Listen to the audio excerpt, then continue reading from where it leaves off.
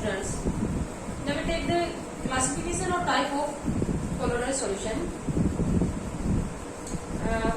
This classification is based upon depending upon the size of dispersed particle. Colloidal particle और dispersed particle के size के लिहाज के ऊपर है ये classification. Depending upon the size of colloidal particle or dispersed particle, the colloidal solution is of three types: multimolecular colloids, macromolecular colloids and associated callers.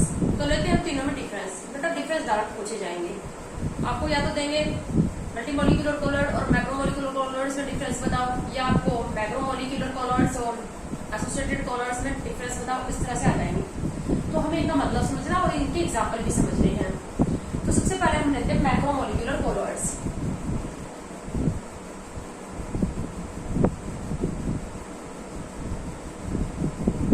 Macromolecular callers, इसके नाम से पता चल रहा है इसमें जो कोलोइडल पार्टिकल होते हैं या डिस्पर्स पार्टिकल होते हैं वो काफी लार्ज साइज के होते हैं, बड़े साइज के होते हैं. तो क्या लिखोगे? Disperse particle.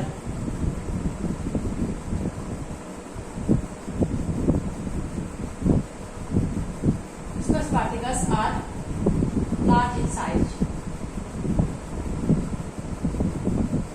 Disperse particle large size के होते हैं और जो कोलोइडल पार्टिकल की जो साइज रेंज है 1 नैनोमीटर से 1000 नैनोमीटर के बीच का ही होता है.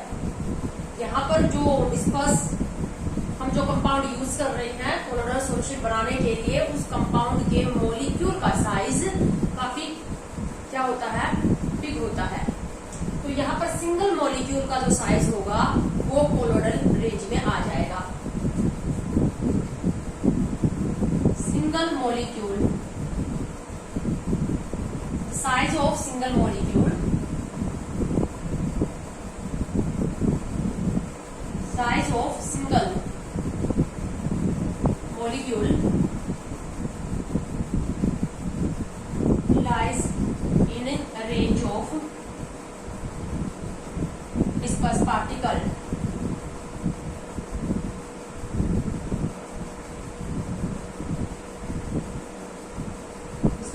मीन 1 नैनोमीटर से 1000 नैनोमीटर के बीच में होगा. एक सिंगल पार्टिकल का, एक सिंगल मॉलिक्यूल का ही साइज जो होगा वो 1 नैनोमीटर से 1000 नैनोमीटर के बीच में आएगा. इसलिए कोलोइडल सॉल्यूशन बनाने के लिए, कोलोइडल सॉल्यूशन बनाते टाइम दो बहुत सारे मॉलिक्यूल को एग्रीगेट होने की जरूरत नहीं है, क्योंकि सिंगल जो मॉलिक्यूल है उसी का साइज जो है वो कोलोइडल पार्टिकल की रेंज में आएगा. ठीक है. इसका एग्जाम्पल क्या रहेंगे? जो हमारे पॉलीमर होते हैं. अब जैसे कि स्टार्च, आपको पता है स्टार्च ग्लूकोज का पॉलीमर है, तो जो स्टार्च सोल हो गया, इसके एग्जाम्पल पूछे जाएंगे तुमसे. स्टार्च सोल, स्टार्च को वाटर में घोल दोगे तो स्टार्च जो होता है वो पॉलीमर होता है, काफी हाई मॉलिक्यूलर मास होता है इसका. स्टार्च बहुत सारे, एक स्टार्च का जो मॉलिक्यूल होता है वो लगभग 3000 ग्लूकोज मॉलिक्यूल से मिलकर बना हुआ होता है. और एक ग्लूकोज मॉलिक्यूल का मोलर मास जो 180 AMU है, तो 3000 का बहुत ज्यादा हो जाएगा. तो जो सिंगल मॉलिक्यूल है स्टार्च का, उसका जो साइज है वो डिस्पर्स पार्टिकल में लाई करेगा. तो बहुत सारे मॉलिक्यूल को एग्रीगेट या एसोसिएट होने की जरूरत नहीं है इसको बनाते दौरान. तो इसका एग्जाम्पल क्या रहेगा? Starch sol. इसी तरह से जो हमारे पास प्रोटीन है, प्रोटीन सोल. सोल मैं किस लिए बोल रही हूँ? स्टार्च सॉलिड है, वाटर में घोलोगे लिक्विड है, तो सॉलिड इन लिक्विड को क्या बोलते हैं? सोल. तो starch sol, protein sol. Protein को पानी में घोलते हो तो जो कोलोइडल सॉल्यूशन बनेगा वो प्रोटीन सोल हो जाएगा. Starch sol. Protein is also a polymer of amino acid. बहुत सारे अमाइनो एसिड मिलकर क्या बनाते हैं? प्रोटीन. पॉलीमर है, नेचुरल पॉलीमर. इसी तरह से सेलुलोज, सेलुलोज सोल. तो इन सबको स्टार्च, प्रोटीन और सेलुलोज को वाटर में डिसोल्व करके जो सोल बनाओगे, जो कोलोइडल सॉल्यूशन बनाओगे, वो इस कैटेगरी में आ जाएंगे, क्योंकि ये क्या? पॉलीमर, ये मैक्रोमोलिक्यूल्स है. ठीक है. और इनकी खासियत क्या रहेगी? बहुत सारे मॉलिक्यूल को यहाँ पर एग्रीगेट नहीं होना पड़ता, क्योंकि सिंगल मॉलिक्यूल का साइज ही कोलोइडल पार्टिकल की रेंज में आता है. तो इनसे जो सोल, ये जो सोल होंगे, ये किसका एग्जाम्पल होंगे? Macromolecular callers. सेकेंड हम लेंगे मल्टी molecular colloids.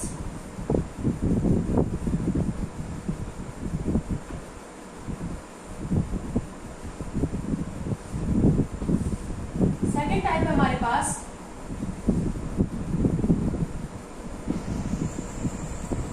मल्टीमोलिक्यूलर colloids. इसके नाम से पता चल रहा है जो कंपाउंड होता है जो डिस्कस फेज का काम कर रहा है उस कंपाउंड के मोलिक्यूल एटॉमिक या मोलिकुलर साइज में होते हैं. The dispersed particle are very small in size and size is lies in the atomic or molecular form. जो एटम का और मोलिक्यूल का जो साइज होता है उस रेंज में लाई करते हैं. Size of dispersed particle.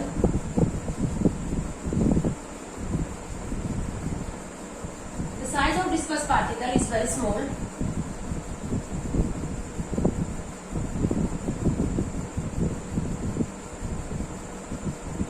Approx atomic और molecular. मतलब एटम और मॉलिक्यूल के जितना साइज होगा डिस्पर्स पार्टिकल का साइज जो होगा एक डिस्पर्स पार्टिकल का साइज एटॉमिक साइज और मॉलिक्यूलर साइज के इक्वल होगा. ठीक है, इसीलिए क्या होगा बहुत सारे मल्टीमोलिक्यूलर colloid इसी नाम दिया गया है. अब एक एटॉमिक या मॉलिक्यूलर साइज के पार्टिकल को अगर डायरेक्ट आप मीडियम में डिसॉल्व करोगे तो वो तो सॉल्यूशन बन जाएगा ना. तो मल्टीमोलिक्यूलर colloids, अब colloids बनने के लिए सबसे पहले क्या होगा छोटे छोटे जो पार्टिकल होंगे तो छोटे छोटे पार्टिकल होंगे वो एग्रीगेट होंगे. पहले वो एग्रीगेट होंगे और एग्रीगेट होने के बाद उनको क्या किया जाएगा मीडियम में डिस्पर्स किया जाएगा. तो बहुत सारे स्मॉल साइज के जो पार्टिकल होंगे वो एग्रीगेट होंगे यानी कि आपस में मल्टीप्लाई करेंगे. इसीलिए तो इसका नाम पड़ा है मल्टीमोलिक्यूलर colloids. ठीक है. तो जैसे अब हमारे पास इसका एग्जांपल है, इसके जो एग्जांपल है वो क्या है सल्फर सोल है. सल्फर सोल यानी कि आपको पता है कि सल्फर को वाटर में डिसॉल्व करोगे तो सल्फर वाटर के अंदर इंसॉल्युबल है तो डायरेक्ट तो बनेगा नहीं, वो इनडायरेक्टली बनेगा. लेकिन इनडायरेक्टली बनेगा तो सल्फर का जो एक मोलिक्यूल है एसिड से लिखते हो ना, सल्फर के एक मोलिक्यूल है वो ऑक्टेटोमिक है. 8 एटम सल्फर के मिलकर एक मोलिक्यूल बनाते हैं. बट ये जो मोलिक्यूल है ये बहुत ही स्मॉल है. तो बहुत सारे क्या होंगे जो एसिड मोलिक्यूल है वो स्मॉल है तो बहुत सारे एसिड मोलिक्यूल क्या होंगे यहाँ पर आपस में एग्रीगेट करेंगे मल्टीप्लाई करेंगे. तो बहुत सारे एसिड मोलिक्यूल मिलकर क्या बनाएंगे एक कोलोइडल रेंज बनाएंगे. तो डिस्पर्स पार्टिकल का जो साइज होगा उसके बराबर आएंगे. सिंगल नहीं रहेंगे ये. इनको बनाने के मेथड है, हम नेक्स्ट वीडियो में मेथड ही पढ़ेंगे ये कैसे बनाया जाता है, किस तरह से ये एग्रीगेट होते हैं. तो सल्फर को जब आप वाटर में डिसॉल्व करोगे, अब हमें पता है कि सल्फर वाटर के अंदर क्या है इंसॉल्युबल है.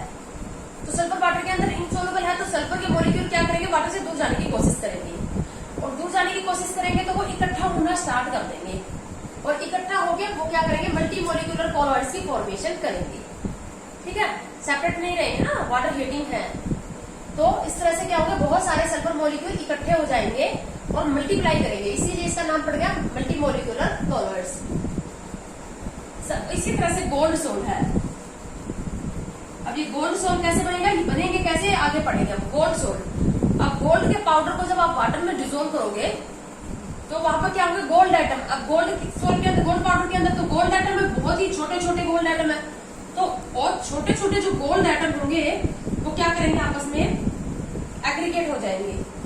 ठीक है, तो इसीलिए मैंने बताया कि सिंगल पार्टिकल का जो साइज होता है सिंगल जो डिस्पर्स पार्टिकल है. अब यहाँ पर सल्फर सोल में सिंगल डिस्पर्स पार्टिकल कौन होगा सल्फर मॉलिक्यूल और गोल्ड सोल में डिस्पर्स पार्टिकल कौन होगा गोल्ड एटम. तो जो सिंगल डिस्पर्स पार्टिकल होगा वो एटॉमिक और मॉलिक्यूलर साइज का होगा. तो एज इट इज वो वाटर के अंदर घुल के तो फिर क्या करेगा कोलोइडल सॉल्यूशन थोड़ा नहीं बनाएगा, बहुत स्मॉल साइज का है, लेस देन 1 नैनोमीटर है उसका साइज. तो वो तो प्योर सॉल्यूशन की फॉर्मेशन कर देगा. बट ये क्या होता है अब जैसे सल्फर पाउडर का वाटर में डिसॉल्व होंगे हमें पता है मेटल वाटर के अंदर इंसॉल्व होते हैं अपने आप क्या होंगे ये एग्रीगेट होना स्टार्ट कर देंगे. छोटे छोटे एटम्स और मॉलिक्यूल जो होंगे वो इकट्ठा होना स्टार्ट कर देंगे और एक कोलोइडल पार्टिकल की फॉर्मेशन करेंगे. एक ऐसी स्पीसीज की फॉर्मेशन करेंगे जिसका साइज कोलोइडल पार्टिकल की यानी कि 1 नैनोमीटर से 1000 नैनोमीटर के बीच में आ जाए. तो इसके एग्जाम्पल क्या हो जाएंगे सल्फर सोल, गोल्ड सोल और कोई भी मेटल सोल है हमारे पास वो वो इसका एग्जाम्पल हो जाएंगे। उसके बाद थर्ड टाइप का जो कोलोइडल सॉल्यूशन है वो है हमारे पास एसोसिएटेड कोलोइड्स।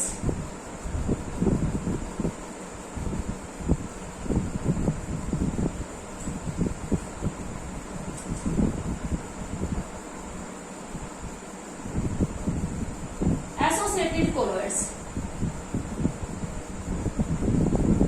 एसोसिएटेड कोलोइड्स अभी देखो कंफ्यूज होते हैं बच्चे मल्टीमोलिक्यूलर और एसोसिएटेड कोलोइड्स में, क्योंकि मल्टीमोलिक्यूलर में भी क्या होते हैं स्मॉल एटॉमिक और मॉलिक्यूलर साइज के जो डिस्कस पार्टिकल होते हैं वो एग्रीगेट ही करते हैं।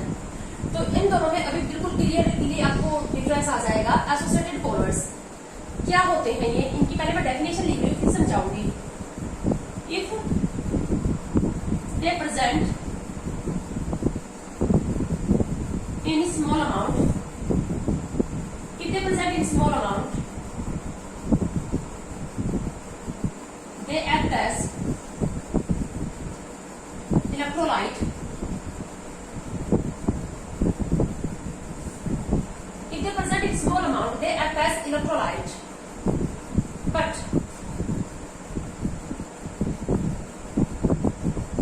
when concentration increase, when concentration increase, they aggregate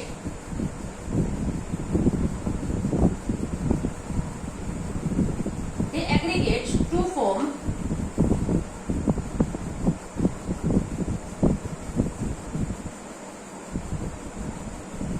colloidal solution.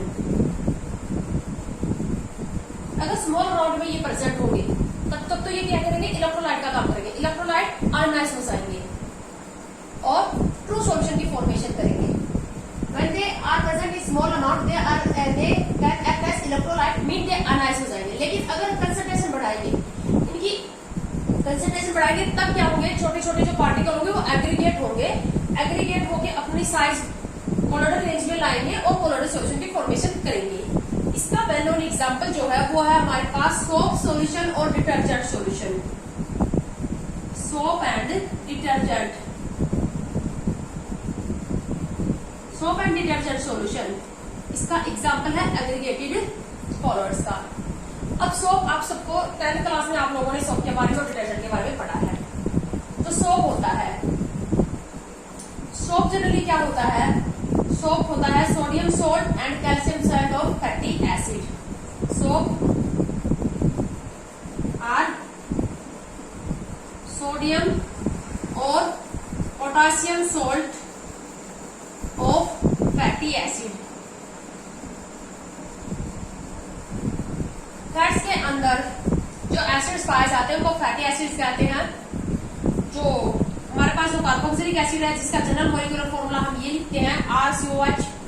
जो फैटी एसिड्स होते हैं उसमें R जो होता है वो लॉन्ग हाइड्रोकार्बन चेन का होता है। इसमें बहुत सारे अल्काइल ग्रुप होते हैं, CH3 CH2 CH2 CH2, यानी कि लॉन्ग हाइड्रोकार्बन चेन रखता है। 15 कार्बन एटम, 20 25 30 50 कार्बन एटम का ये R ग्रुप होगा। अल्काइल ग्रुप काफी बल्की होगा उसके अंदर। तो ऐसे जो एसिड्स होंगे, कार्बोक्सिलिक एसिड के हायर डेरिवेटिव्स जो होंगे वो फैट्स में पाए जाते हैं। जैसे कि जितने भी वेजिटेबल ऑयल है या एनिमल फैट है उन सब के अंदर। और इसीलिए सोप बनाने के लिए हम वेजिटेबल ऑयल या फैट का यूज करते हैं। तो फैटी एसिड्स का के अंदर जब हम क्या करवाएंगे, इसकी अल्कलाइन हाइड्रोलाइसिस करवाते हैं तो H और OH, H2O निकल जाएगा और क्या बन जाएगा RCOO नेगेटिव अन्य पॉजिटिव। इसी तरह से अगर KOH के साथ करवाओगे तो क्या बन जाएगा RCOO नेगेटिव K पॉजिटिव। तो ये क्या होंगे, sodium salt of fatty acid and potassium salt of fatty acid. Generally potassium salt of fatty acid ये एक्सपेंसिव होते हैं और ये सॉफ्ट होते हैं, ये थोड़े चीप होते हैं और लेस सॉफ्ट होते हैं, सबको पता है ये बात। अब ये जो सोप है, जब अगर स्मॉल अमाउंट में सोप को तुम डिसोल्व करोगे, सोप को अगर स्मॉल अमाउंट में डिसोल्व करोगे तो सोप क्या हुआ, आयनाइज हो जाएगा। क्योंकि सोप एक क्या है, आयनिक मॉलिक्यूल है। सोप का स्ट्रक्चर अभी मैंने फॉर्मूला बताया RCOO नेगेटिव अन्य पॉजिटिव। आयनिक है, ये आयनिक कंपाउंड है। तो जब इसको तुम वाटर में डिसोल्व करोगे तो वाटर में डिसोल्व करोगे तो वाटर के अंदर ये पूरी तरह से क्या हो जाएगा, आयनाइज। किसमें कन्वर्ट हो जाएगा, RCO नेगेटिव अन्य पॉजिटिव।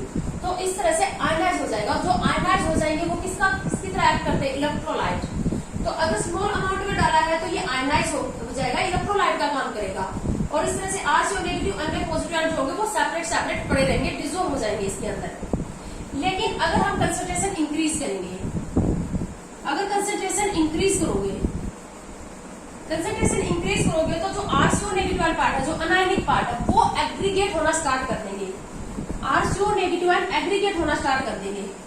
ये जो RCO नेगेटिव आयन है ये एग्रीगेट होना स्टार्ट क्यों कर देंगे? बहुत सारे RCO नेगेटिव आयन पार्टिकल जो होंगे वो इस तरह से एग्रीगेट हो जाएंगे। इस तरह से जगह जगह के ऊपर क्या हो जाएंगे, ये एग्रीगेट होना स्टार्ट कर देंगे। ठीक है, और ये एग्रीगेटेड जो फॉर्म आएगी इसी को क्या बोलते हैं? माइसिल बोलते हैं। माइसिल बोलते हैं या एग्रीगेट बोलते हैं। अब कारण ये है कि कंसंट्रेशन बढ़ाने से जो अनायनिक पार्ट है उसने एग्रीगेशन क्यों किया? 10th क्लास में भी तुम क्लीनिंग एक्शन ऑफ सोप और डिटर्जेंट को बहुत अच्छे से पढ़ चुके हो, एग्जाम में आता है ये क्वेश्चन हमेशा। Cleaning action of soap and detergent क्यों हुआ? तो समझ गए एसोसिएटेड कॉलॉइड्स और मल्टीमोलिक्यूलर कॉलॉइड्स में क्या करता है? मल्टीमोलिक्यूलर कॉलॉइड्स में तो क्या होता है, जब भी तुम डिस्पर्स पार्टिकल को, कॉलॉइडल पार्टिकल को मीडियम में डिसॉल्व करोगे तो वो अपने आप ही वहां पर क्या होंगे, एटम्स और मॉलिक्यूल, छोटे छोटे एटम और मॉलिक्यूल एग्रीगेट हो जाएंगे। ठीक है, और कॉलॉइडल सॉल्यूशन की फॉर्मेशन कर देंगे। लेकिन इनमें क्या है, स्टार्टिंग में अगर स्मॉल अमाउंट में होंगे देन तो ये आयनाइज हो जाएंगे और सेपरेट रहेंगे। लेकिन जब कंसंट्रेशन इंक्रीज करोगे तब क्या होंगे, ये इकट्ठा होना स्टार्ट कर देंगे, एसोसिएशन करना स्टार्ट कर देंगे। और इनका जो एसोसिएशन होने के बाद जो स्ट्रक्चर आता है उसको हम बोलते हैं माइसिल। आपको पता है cleaning action of soap and detergent due to formation of micelle. अब माइसिल की फॉर्मेशन क्यों हुई इसको हम थोड़ा बाद में करेंगे। तो समझ में आ गया, ये तो पहले स्मॉल अमाउंट में है तब देन तो ये ट्रू सॉल्यूशन की फॉर्मेशन करेंगे और आयनाइज हो जाएंगे। ज्यादा अमाउंट बढ़ाओगे तभी इकट्ठे होना स्टार्ट करेंगे। जब भी कि मल्टीमोलिक्यूलर कॉलॉइड्स में क्या होगा, चाहे अमाउंट कम डाली है या ज्यादा डाली है वो एसोसिएशन करेंगे ही। ठीक है, और एग्जांपल क्या हो गया, इसका एग्जांपल हो गया सोप और डिटर्जेंट सॉल्यूशन, और उसका एग्जांपल क्या हो गया, सल्फर सोल, मैग्नेसोल, इसका एग्जांपल हो गए। अब एक बात और इम्पोर्टेंट, माइसिल बनाने के लिए एक मिनिमम कंसंट्रेशन और एक मिनिमम टेम्परेचर की जरूरत होती है। तो माइसिल बनाने के लिए जिस मिनिमम टेम्परेचर की जरूरत होती है उसको बोलते हैं क्राफ्ट टेम्परेचर। Craft temperature. जो माइसिल बनेगा वो एक मिनिमम टेम्परेचर पर बनेगा। तो सबसे कम टेम्परेचर जो माइसिल बनाने के लिए चाहिए उसको क्या बोलते हैं, क्राफ्ट टेम्परेचर। उसको TK से रिप्रेजेंट करते हैं। तो क्राफ्ट टेम्परेचर को अगर डिफाइन करना आ जाए, it is a minimum temperature which is required to the formation of micelle. ठीक है, और जो मिनिमम कंसंट्रेशन चाहिए माइसिल बनाने के लिए उसको बोलते हैं क्रिटिकल माइसिल कंसंट्रेशन। इसको बोलते हैं CMC, शॉर्ट फॉर्म CMC होगी ना, क्रिटिकल माइसिल कंसंट्रेशन। तो इसको भी डिफाइन करना आ जाता है CMC, minimum concentration which is required to the formation of micelle. अगर कंसंट्रेशन इससे कम डाले ना, इससे कम हुए अगर ये सोप मॉलिक्यूल या डिटर्जेंट मॉलिक्यूल, देन माइसिल की फॉर्मेशन नहीं होगी। इस कम से कम इतनी कंसंट्रेशन होनी ही चाहिए और इतना टेम्परेचर होना ही चाहिए। अब हम देखते हैं कि आखिर क्यों माइसिल क्यों बना। अमाउंट बढ़ाने से जो सोप या डिटर्जेंट का जो अनायनिक पार्ट है उसने एग्रीगेशन क्यों किया, mean cleaning action of soap and detergent.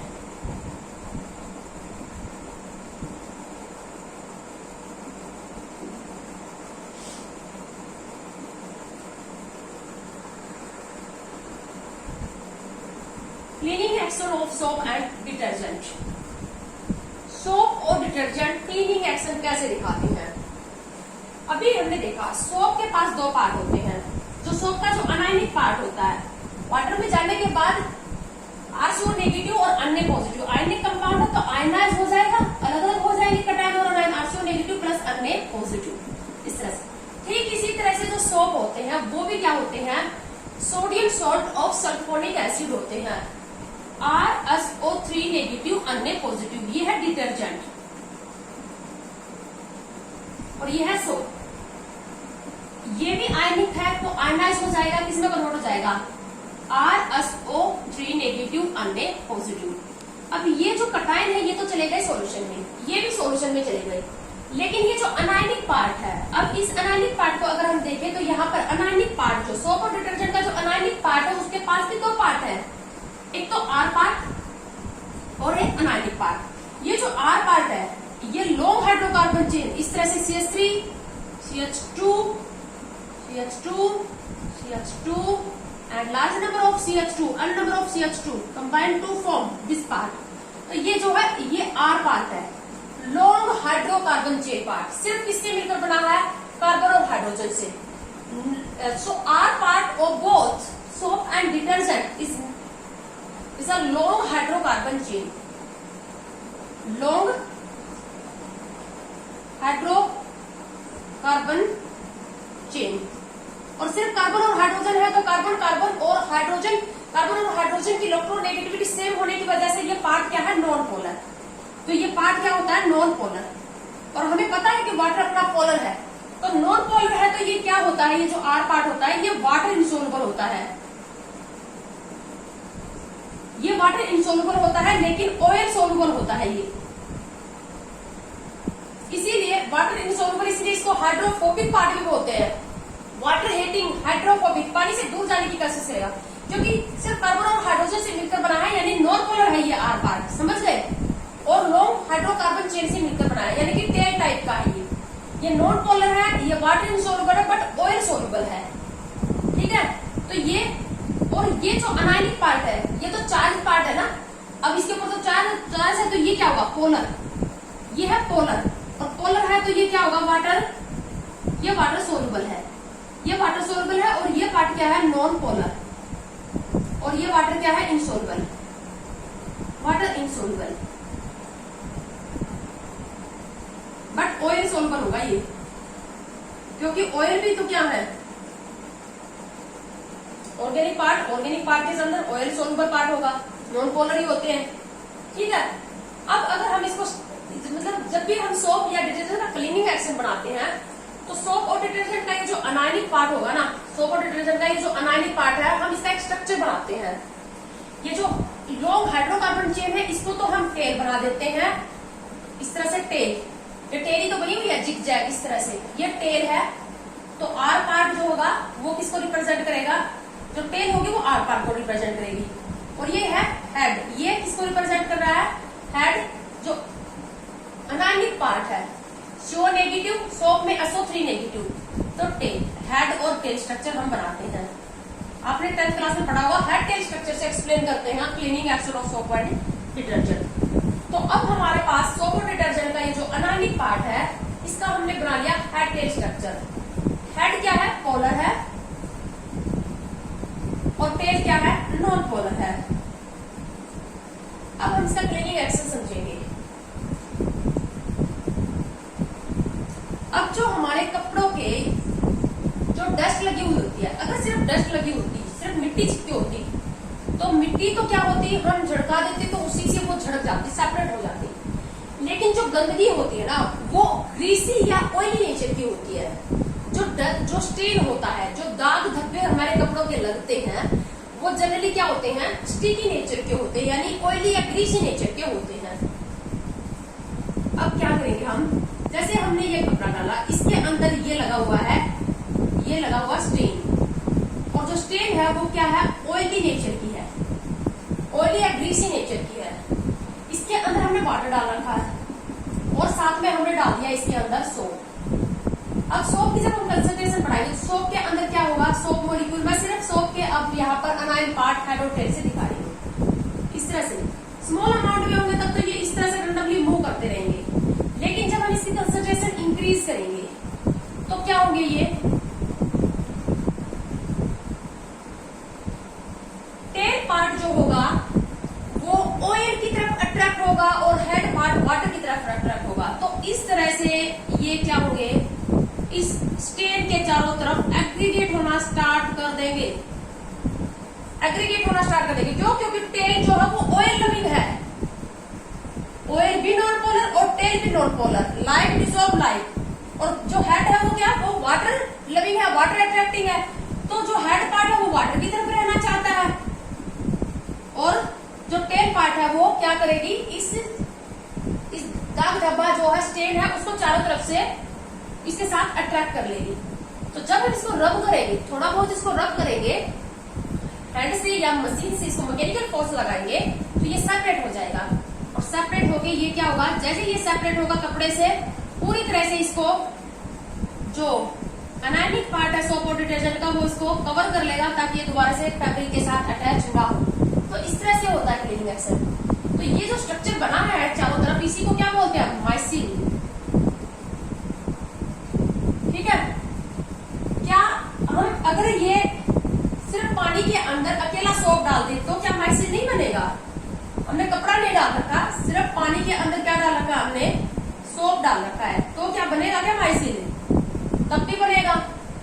तब भी क्यों बनेगा माइसिल? तो तब भी बनेगा। क्यों बनेगा माइसिल? कंसंट्रेशन बढ़ाओगे तब बनेगा। थोड़ी कंसंट्रेशन में तो फ्रीली मूव करते रहेंगे, जब कंसंट्रेशन बढ़ाएंगे तब। क्यों? क्योंकि जो टेल पार्ट है वो वाटर से दूर जाने की कोशिश करेगा। तो टेल पार्ट वाटर से दूर कहाँ जाएगा? इस तरह से अंदर की तरफ इकट्ठे हो जाएंगे ये सारे टेल पार्ट। तो माइसिल की फॉर्मेशन तो अकेले पानी के अंदर सोप और डिटर्जेंट डालोगे तब भी होगी, because the tail part has a tendency to go away from the water.